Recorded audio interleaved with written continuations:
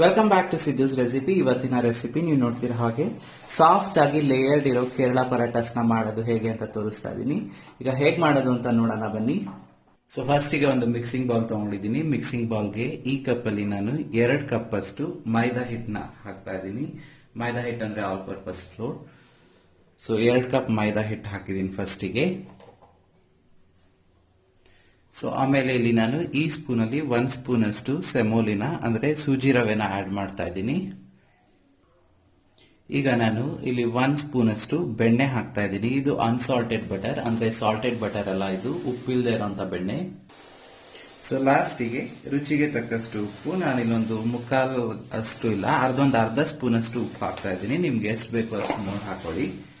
So ಬೇಕು ಅಂದ್ರೆ ನಿಮ್ಗೆ ಇನ್ನೊಂದು ಸ್ಪೂನ್ ಅಷ್ಟು ಸಕ್ಕರೆ ಪುಡಿನ ಆಡ್ ಮಾಡಬಹುದು. ನಾನಿಲ್ಲ ಅದನ್ನ ಆಡ್ ಮಾಡ್ತಾ ಇಲ್ಲ, ಅದು ಆಪ್ಷನಲ್. ಇವಾಗ ಬೆಣ್ಣೆ ಹಾಕಿರೋದ್ರಿಂದ ಬೆಣ್ಣೆನ ಎಲ್ಲಾ ಕಡೆ ಈ ರೀತಿ ಸರ್ಕ್ಯುಲೇಟ್ ಆಗಾಗೆ ನಾವು ಇದನ್ನ ಕ್ಲೀನ್ ಆಗಿ ಮಿಕ್ಸ್ ಮಾಡ್ಕೋಬೇಕು. ಡ್ರೈ ಮಿಕ್ಸ್ ಮಾಡಿ ಫಸ್ಟ್ ಚೆನ್ನಾಗಿ.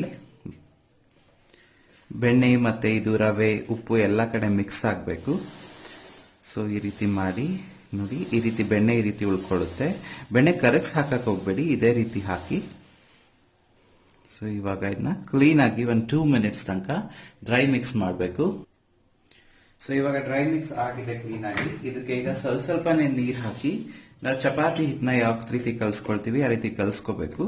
ಚಪಾತಿ ಇಷ್ಟಷ್ಟು ತೆಳುವಾಗಿ ಬೇಡ, ಸ್ವಲ್ಪ ಗಟ್ಟಿಯಾಗಿ ಕಲ್ಸ್ಕೊಳ್ಳೋಣ. ಅಂದ್ರೆ ಸಾಫ್ಟ್ ಡೋ ಆಗ್ಬೇಕು ಒಟ್ಟಿನಲ್ಲಿ, ತುಂಬಾ ಗಟ್ಟಿಯಾದ್ರೂ ಚೆನ್ನಾಗಿರಲ್ಲ. ಸೊ ಈ ರೀತಿ ಸ್ವಲ್ಪನೇ ನೀರು ಹಾಕ್ತಾ ಮಿಕ್ಸ್ ಮಾಡ್ಕೊಳ್ರಿ. ಕಲಿಸ್ಕೊಂಬರೋಣ ಈಗ ಹಿಟ್ಟನ್ನ. ನೋಡಿ ಇವಾಗ ರಫ್ ಆಗಿ ನಾವು ಇದನ್ನ ಕಲಸಾದ್ಮೇಲೆ ಈ ರೀತಿ ಕ್ಲೀನ್ ಆಗಿ ನೀಡ್ ಮಾಡ್ಬೇಕು. ಇದನ್ನ ಎಷ್ಟು ನೀಡ್ ಮಾಡ್ತೀರಾ ಅಷ್ಟು ಸಾಫ್ಟ್ ಹಾಗೂ ಪಫಿ ಆಗಿ ಬರುತ್ತೆ ಇದು ಪರೋಟ. ನೋಡಿ ಈ ರೀತಿ ಕ್ಲೀನ್ ಆಗಿ 2 ಮಿನಿಟ್ಸ್ ಎಲ್ಲ ಕ್ಲೀನ್ ಆಗಿ ನೀಡ್ ಮಾಡ್ಕೋಬೇಕು.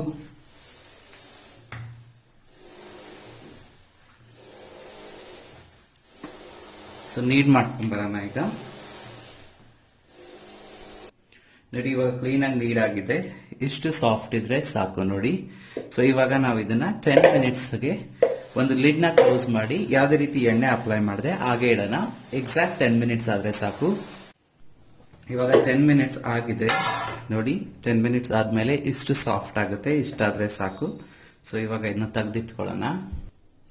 ಸೊ ಇವಾಗ ಇದು ಒಂದು ತಟ್ಟೆಗೆ ಅಥವಾ ಈ ರೀತಿ ಚಾಪಿಂಗ್ ಬೋರ್ಡ್ಗೆ ಇಟ್ಕೊಂಡು ಕಟ್ ಮಾಡ್ಕೊಳ್ಳೋಣ ಹಾಫ್ ಆಗಿ. ನೋಡಿ ಈ ರೀತಿ ಕಟ್ ಮಾಡ್ಕೊಂಡ್ರೆ ಕ್ಲೀನ್ ಆಗಿ ಬರ್ಬೇಕಿದು. ಸೊ ಮೈದಾ ಹಿಟ್ಟಾಗಿರೋದ್ರಿಂದ ಬರುತ್ತೆ. ಸೊ ಇವಾಗ ಇದೇ ರೀತಿ ನಮ್ಗೆ ಯಾವ ಸೈಜಿಗೆ ಬೇಕು ಆ ಪರಾಟ ಆ ಸೈಜಿಗೆ ಬಾಲ್ಸ್ ನ ನಾವು ಮಾಡ್ಕೋಬಹುದು. ಸೊ ನಾನಿಲ್ಲೊಂದು 6 ಪರಾಟಾಸ್ ಮಾಡ್ತಾ ಇದ್ದೀನಿ. ಸೊ ಅದಕ್ಕೆ ಇದನ್ನ 6 ಪೀಸಸ್ ಆಗಿ ಕಟ್ ಮಾಡಿ ಇಟ್ಕೊಂಡಿದ್ದೀನಿ. ಅಂದ್ರೆ 1 ಪೀಸಸ್ ನ 3 ಪೀಸಸ್ ಆಗಿ ಕಟ್ ಮಾಡಿ ಇಟ್ಕೊಂಡಿದ್ದೀನಿ. ಸೊ ಇಷ್ಟ ಆದ್ಮೇಲೆ ಇವಾಗ ಒಂದೇ ಒಂದು ಪೀಸ್ ತಗೊಂಡು ಈ ರೀತಿ ನಾವ್ ಈ ರೀತಿ ಉಂಡೆನ ಮಾಡ್ಕೋಬೇಕು. ನೋಡ್ತಾ ಇದ್ದೀರಲ್ಲ, ಈ ರೀತಿ ಮಾಡ್ಕೊಳ್ಳಿ. ಸೊ ಎಲ್ಲೂ ನಿಮ್ಗೆ ಇದ್ ಬರಲ್ಲ, ಕ್ರ್ಯಾಕ್ಸ್ ಬರಲ್ಲ ಅವಾಗ. ಸೊ ಇವಾಗ ಈ ರೀತಿ ಉಂಡೆ ಮಾಡ್ಕೋಬೇಕು. ನೋಡಿ ಈ ರೀತಿ ಉಂಡೆ ಮಾಡ್ಕೊಂಡಾದ್ಮೇಲೆ ಈ ರೀತಿ ಮಾಡ್ಕೋಬೇಕು. ಸೊ ಇದು ಇಂಪಾರ್ಟೆಂಟ್ ಮೆಥಡ್ ಅಂತಾನೆ ಹೇಳ್ಬೋದು ನಾವು ಪರಾಟ ಮಾಡ್ಲಿಕ್ಕೆ. ಸೊ ಈ ರೀತಿ ಮಾಡ್ತಾ ಇರಬೇಕು. ನೋಡಿ ಈ ರೀತಿ ಪರಾಟ ಬರಬೇಕು. ಇಲ್ಲಿ ಈ ರೀತಿ ಕ್ರ್ಯಾಕ್ ಬಂದಿದೆ ಅಂತ ಹೇಳಿದ್ರೆ ಅದು ಇನ್ನೂ ಸ್ವಲ್ಪ ನಾವು ಈ ರೀತಿ ನೀಟ್ ತರ ಕೈಯಲ್ಲೇ ಮಾಡ್ಕೋಬೇಕು ಅಂತ. ಸೊ ಅವಾಗ ಮಾಡ್ಕೊಳ್ಳೋಣ. ಸೊ ಇದನ್ನ ಕ್ಲೀನ್ ಆಗಿ ನೀಟ್ ಮಾಡ್ಕೊ ನೋಡಿ, ಈ ರೀತಿ ನೀಟ್ ಆಗ್ಬೇಕು. ಸೊ ಇವಾಗ ಇದೇ ರೀತಿ ಎಲ್ಲಾನು ಮಾಡಿಟ್ಕೊಳ್ಳೋಣ. ಸೊ ಇವಾಗ ಇದು ಎಲ್ಲ ಆಗಿದೆ. ಇದನ್ನ ಇವಾಗ ಒಂದು ಪಾತ್ರೆಗೆ ಟ್ರಾನ್ಸ್ಫರ್ ಮಾಡ್ಕೊಳ್ಳೋಣ. ಈ ರೀತಿ ಅಂದ್ರೆ ತಟ್ಟೆ ಯಾವ ರೀತಿ ಪಾತ್ರೆ ಬೇಕಾದ್ರೂ ನೀವು ಟ್ರಾನ್ಸ್ಫರ್ ಮಾಡ್ಕೋಬಹುದು ನಿಮ್ ಕನ್ವೀನಿಯನ್ಸ್ಗೋಸ್ಕರ. ಸೊ ಸ್ವಲ್ಪ ಸ್ಪೇಸ್ ಕೊಟ್ಟು ಇದನ್ನ ಇಡಿ, ತುಂಬಾ ಹತ್ತತ್ರ ಇಡಕ್ ಹೋಗ್ಬೇಡಿ, ಹಾಗಂದ್ರೆ ತುಂಬಾ ಸ್ಪೇಸ್ ಕೂಡ ಕೊಡ್ಬೇಡಿ. ಸೊ ಇಷ್ಟಿದ್ರೆ ಸಾಕು ನೋಡಿ. ಸೊ ನೆಕ್ಸ್ಟ್ ಇದು ಇಂಪಾರ್ಟೆಂಟ್ ಪ್ರೋಸೆಸ್. ನಾನಿಲ್ಲಿ ಸ್ವಲ್ಪ ಎಣ್ಣೆ ತಗೊಂಡಿದ್ದೀನಿ, ಒಂದು 1/4 ಕಪ್ ಅಷ್ಟು ಆಗ್ಬೋದು ಅನ್ಕೊಂಡಿದ್ದೀನಿ. ಅಷ್ಟು ಎಣ್ಣೆ ಬೇಡ, ಸ್ವಲ್ಪ ಈ ರೀತಿ ಎಣ್ಣೆನ ಮೇಲ್ಗಡೆ ಆಡ್ ಮಾಡಿ. ಇದು ಎಣ್ಣೆಲೆ ನೆನೆಬೇಕು ಅದಕ್ಕೆ. ಸೊ ಇನ್ನು ಸ್ವಲ್ಪ ಉಳಿತು ನೋಡಿ. ಸೊ ಇದನ್ನ ತೆಗೆದಿಟ್ಕೊಳ್ಳೋಣ. ಸೊ ಇವಾಗ ಇದನ್ನ ಈ ರೀತಿ ಮಿಕ್ಸ್ ಮಾಡ್ಕೋಬೇಕು ಎಣ್ಣೆಯಲ್ಲಿ. ಎಣ್ಣೆಲಿ ಮಿಕ್ಸ್ ಮಾಡಿ ಕ್ಲೀನ್ ಆಗಬೇಕು. ಇದು ಕ್ಲೀನ್ ಆಗಿ ಮಿಕ್ಸ್ ಮಾಡಬೇಕು ಎಣ್ಣೆಲಿ. ಎಣ್ಣೆ ಎಲ್ಲ ಕಡೆ ಅಬ್ಸರ್ವ್ ಆಗಬೇಕು ಆ ರೀತಿ. ಸೊ ಇದು ವೇಸ್ಟ್ ಏನಾಗಲ್ಲ ಎಣ್ಣೆ. ಆಮೇಲೆ ನಾವು ಮಾಡಬೇಕಾದ್ರೆ ಯೂಸ್ ಮಾಡ್ಕೋಬಹುದು ಪರಾಟಾನ ತವಾ ಮೇಲೆ ಮಾಡಬೇಕಾದ್ರೆ. ಸೊ ಈ ರೀತಿ ಎಲ್ಲ ಮಿಕ್ಸ್ ಮಾಡಿಕೊಂಡು, ಸೊ ಇವಾಗ ಇದನ್ನ 1 hour ತನಕ ನಾವು ನೆನೆಯಕ್ ಬಿಡಬೇಕು.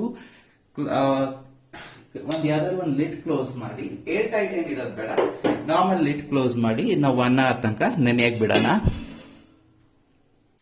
ನೋಡಿ ಇವಾಗ 1 hour ನೆನೆಯಕ್ ಇಟ್ಟಿದ್ದೀನಿ. So 1 hour ನೆನೆಯಾಗಿದೆ. ಈಗ ನೋಡಿ ಎಷ್ಟು ಈ ತರ ಸಾಫ್ಟ್ ಆಗಿದೆ. ಎಣ್ಣೆ ಎಲ್ಲ ನೋಡ್ತಾ ಇರ್ಬೋದು ನೀವು, ಅಷ್ಟಿಲ್ಲ, ಎಲ್ಲ ಅಬ್ಸರ್ವ್ ಆಗಿದೆ. ಸೊ ಇವಾಗ ಪರಾಟ ರೋಲ್ ಮಾಡೋದು ನೋಡೋಣ.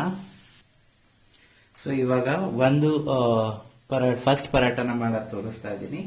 ಸೊ ಇವಾಗ ಇದನ್ನ ಒಂದು ಬೇಲನ್ ತಗೊಂಡು ಮಾಮೂಲಿ ನಾವು ಈ ರೀತಿ ಅರಿತಾ ಹೋಗ್ಬೇಕು. ಎಣ್ಣೆ ಹಾಕಿರೋದ್ರಿಂದ ಇದು ತುಂಬಾ ಸ್ಟ್ರೆಚ್ ಆಗಕ್ ಸ್ಟಾರ್ಟ್ ಆಗುತ್ತೆ. ಸೊ ಇದನ್ನ ತುಂಬಾ ತೆಳುವಿಗೆ ನಾವು ಅರಿಬೇಕು. ನಾನು ನಿಮಗೆ ತೋರಿಸ್ತೀನಿ. ರೌಂಡ್ ಶೇಪೇ ಬರ್ಬೇಕಂತ ಏನಿಲ್ಲ, ಸ್ಕ್ವೇರ್ ಅಲ್ಲಿ ಬಂದ್ರೂ ಪರವಾಗಿಲ್ಲ. ನೋಡಿ ಈ ರೀತಿ ಬರ್ತಾ ಇರ್ಬೇಕಿದು. ಆಲ್ರೆಡಿ ತುಂಬಾ ಅಗಲಾಗಕ್ ಸ್ಟಾರ್ಟ್ ಆಗ್ತಾ ಇದೆ. ಎಣ್ಣೆ ಚೆನ್ನಾಗಿ ನೆಂದಿರೋದ್ರಿಂದ ನಾವು ಮತ್ತೆ ಇದಕ್ಕೆ ಅರಿಬೇಕಾದ್ರೆ ಎಣ್ಣೆ ಬೇಡ. ಸೊ ಇದನ್ನ ಎಷ್ಟು ಸುಲಭ ಆಗುತ್ತೋ, ಅಂದ್ರೆ ಎಷ್ಟು ತಿನ್ನಾಗುತ್ತೋ ಅಷ್ಟು ತಿನ್ನಾಗಿ ಅರಿಬೇಕು. ಸಾರಿ. ಹಾಗೂ ಈ ರೀತಿ ಬಂದ್ರೆ ಏನಂತ ಅನ್ಕೋಬೇಡಿ, ಇದೇನ್ ಪರೋಟ ಹಾಳಾಗುತ್ತೆ ಅಂತ. ನಾನು ತೋರಿಸ್ತೀನಿ ನಿಮ್ಗೆ. ಈ ರೀತಿ ಎಡ್ಜಸ್ ಎಲ್ಲ ತುಂಬಾ ತಿನ್ನಾಗಿ ಹರ್ಕೊಂಬರೋಣ. ಈ ರೀತಿ ಕ್ಲೀನ್ ಆಗಿ ಅರಿತಾ ಇರಬೇಕು. ಫುಲ್ ಕಂಪ್ಲೀಟ್ ಅರ್ದ್ಬಿಟ್ಟು ನಾನು ನಿಮಗೆ ತೋರಿಸ್ತೀನಿ. ನೋಡಿ ಇಷ್ಟು ದೊಡ್ಡದಾಗಿ ಅರ್ದಿದ್ದೀನಿ. ಇವಾಗ ಮೇಲ್ಗಡೆ ಸ್ವಲ್ಪ ಎಣ್ಣೆ ಮಾಡ್ಕೊಂಡು ಈ ರೀತಿ ಸ್ಪ್ರೆಡ್ ಮಾಡಬೇಕು. ನಿಮ್ಮ ಹತ್ರ ಆಯಿಲ್ ಬ್ರಷ್ ಇರೋದು ತುಂಬಾ ಹೆಲ್ಪ್ ಆಗುತ್ತೆ. ಇಲ್ಲಾಂದ್ರೆ ಕೈಯಲ್ಲೇ ಈ ರೀತಿ ಆಯಿಲ್ನ ಸ್ವಲ್ಪ 1.5 ಸ್ಪೂನ್ ಅಷ್ಟು ಬೇಕಾಗುತ್ತೆ. ಅಷ್ಟನ್ನ ಫುಲ್ ಪರಾಟಾಗೆ ಸ್ಪ್ರೆಡ್ ಮಾಡೋಣ. ಈಗ ನೋಡಿ ಇದಾದ್ಮೇಲೆ ನಾವು ಈ ರೀತಿ ಸೈಡ್ ಇಂದ ತೆಗಿತಾ ಹೋಗ್ತಾ ಇರೋಣ. ಈ ತರ ಸೈಡ್ ಅಲ್ಲಿ ತಕ್ಕೋಬೇಕು ನಾವು ಪರಾಟನ ಕ್ಲೀನ್ ಆಗಿ. ನಾನು ತೋರಿಸ್ತಾ ಇರೋ ರೀತಿಲೇ ತಗೊಳ್ಳಿ. ಈ ರೀತಿ ನೋಡಿ, ಈ ರೀತಿ ಕ್ಲೀನ್ ಆಗಿ ತಗೋಬೇಕು. ಸೊ ಈ ರೀತಿ ಕಂಪ್ಲೀಟ್ ತಗೊಳ್ಳೋಣ ಈಗ. ಹಾಗೂ ನೋಡಿ ಈ ರೀತಿ ಇಲ್ಲಿ ಬರಬೇಕು. ಸೊ ಈ ರೀತಿನೇ ಹಿಂಗೆ ರೌಂಡ್ ರೌಂಡ್ ಮಾಡ್ಕೊಳ್ತಾ ಎಡ್ಜಿಗೆ ತನಕ ತಗೊಂಬನ್ನಿ. ಕಾಣಿಸ್ತಿದೆ ಅಲ್ಲ ನೋಡಿ.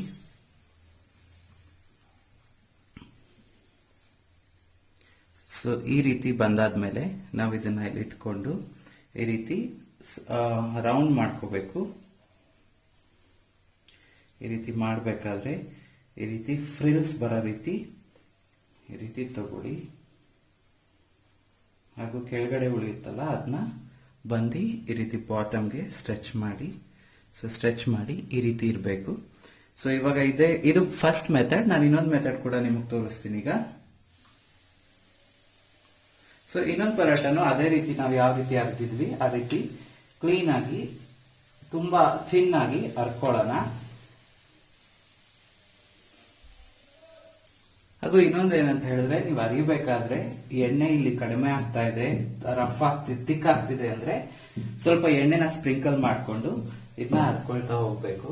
ನೋಡಿ ಇದು ಆಲ್ಮೋಸ್ಟ್ ಆಗಿದೆ. ಇದು ಕೂಡ ಈಗ ಕ್ಲೀನ್ ಆಗಿ ಈ ರೀತಿ ಎಡ್ಜಸ್ ನ ಥಿನ್ ಮಾಡಬೇಕು.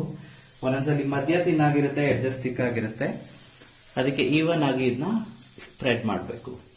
ಓಕೆ, ಈಗ ಅರ್ಥ ಆಗಿದೆ. ಇವಾಗ ಇದನ್ನ ನಾವು ಸೆಕೆಂಡ್ ಮೆಥಡ್ ಅಂತ ಹೇಳಿದ್ನಲ್ಲ ಆ ರೀತಿ ತೋರಿಸ್ತಾ ಇದ್ದೀನಿ. ಈ ರೀತಿ ಕಟಸ್ ಮಾಡ್ಕೊಳ್ಳಿ. ತುಂಬಾ ತಿನ್ನಾಗಿ ಮಾಡಬೇಡಿ ಹಾಗೂ ತುಂಬಾ ತಿಕ್ಕಾಗಿ ಮಾಡಬೇಡಿ. ಇಷ್ಟು ಮೀಡಿಯಂ ಆಗಿ ಎಲ್ಲಾನು ಕಟ್ ಉದ್ದಕ್ಕೂ ಕಟ್ ಮಾಡ್ಕೋಬೇಕೀಗ. ನೋಡಿ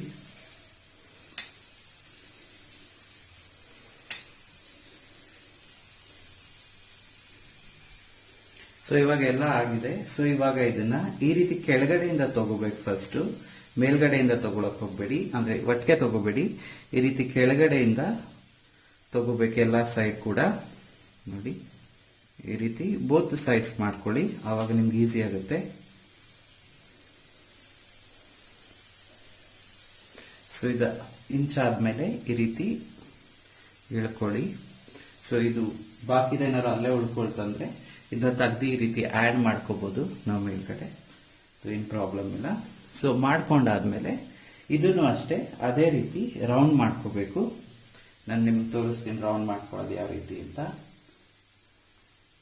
ನೋಡಿ ಈ ರೀತಿ ಫ್ರಿಲ್ ಬರೋ ಥರ ಮಾಡಿಕೊಂಡು ಇದನ್ನ ಕೆಳಗಡೆ ಈ ರೀತಿ ಅಟ್ಯಾಚ್ ಮಾಡಬೇಕು ನೋಡಿ.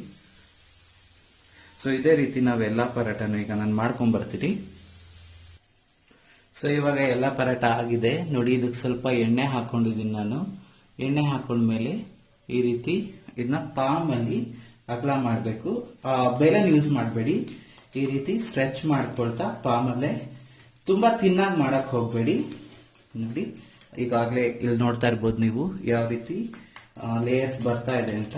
ಸೊ ಇದೇ ರೀತಿ ಕ್ಲೀನ್ ಆಗಿ ಪಾಮ್ ನ ಯೂಸ್ ಮಾಡಿ ಎಷ್ಟು ಸ್ಟ್ರೆಚ್ ಮಾಡಕ್ಕಾಗುತ್ತೋ ಅಷ್ಟು ಸ್ಟ್ರೆಚ್ ಮಾಡಿ ಈ ರೀತಿ ಮಾಡ್ಕೊಡಿ. ಹಾಗೂ ಇವನ್ ಆಗಿ ಈ ರೀತಿ ಮಧ್ಯ ಕೂಡ ಮಾಡಬೇಕು. ಸೊ ಈಗ ಮಾಡ್ಕೊಂಬರೋಣ ನೋಡಿ. ಎಷ್ಟು ಇದ್ರೆ ಸಾಕು, ಮೀನ್ಸ್ ನಾವು ತುಂಬಾ ದಪ್ಪ ಹಿಟ್ಟು ತಗೊಂಡ್ರೆ ಅಗಲ ಬರುತ್ತೆ. ಇದು ನಾವು ಮೀಡಿಯಂ ತಗೊಂಡಿರೋದ್ರಿಂದ ಎಷ್ಟು ಬರುತ್ತೆ. ಸೊ ಇವಾಗ ಇದನ್ನ ಬೇಯಿಸ್ಕೊಳ್ಳೋದು ನೋಡೋಣ. ಇವಾಗ ಒಂದು ಹಂಚ್ ಇಟ್ಕೊಂಡಿದೀನಿ. ಹಂಚ್ ಕೂಡ ಬಿಸಿ ಆಗಿದೆ. ಇದಕ್ಕೆ ನಾನು 1 ಸ್ಪೂನ್ ಅಷ್ಟು ಎಣ್ಣೆನ ಹಾಕ್ತಾ ಇದ್ದೀನಿ. ಈ ರೀತಿ ಎಣ್ಣೆ ಹಾಕಿ ಸ್ಪ್ರೆಡ್ ಮಾಡಿ.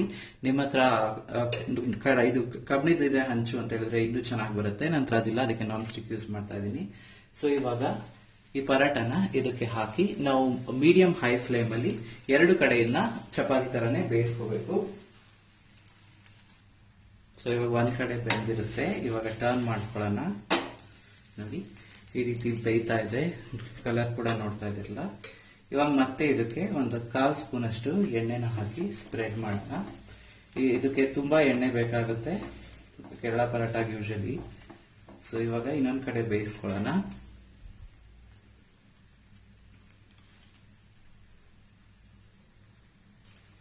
ಇವಾಗ ಟರ್ನ್ ಮಾಡಿದ್ದೀನಿ ಇನ್ನೊಂದ್ ಕಡೆ ಕೂಡ ಇದಕ್ಕೆ ಎಣ್ಣೆನ ಆಡ್ ಮಾಡೋಣ.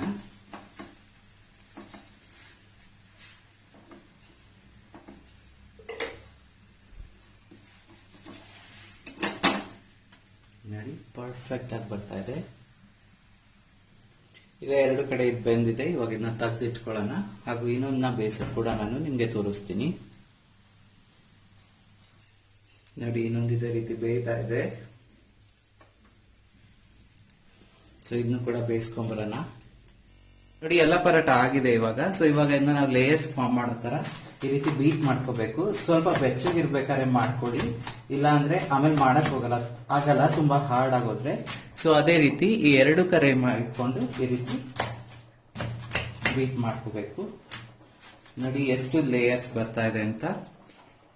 ಸೊ ಇವಾಗ ನಿಮ್ಗೆ ಕಾಣಿಸ್ತಿರ್ಬೇಕು.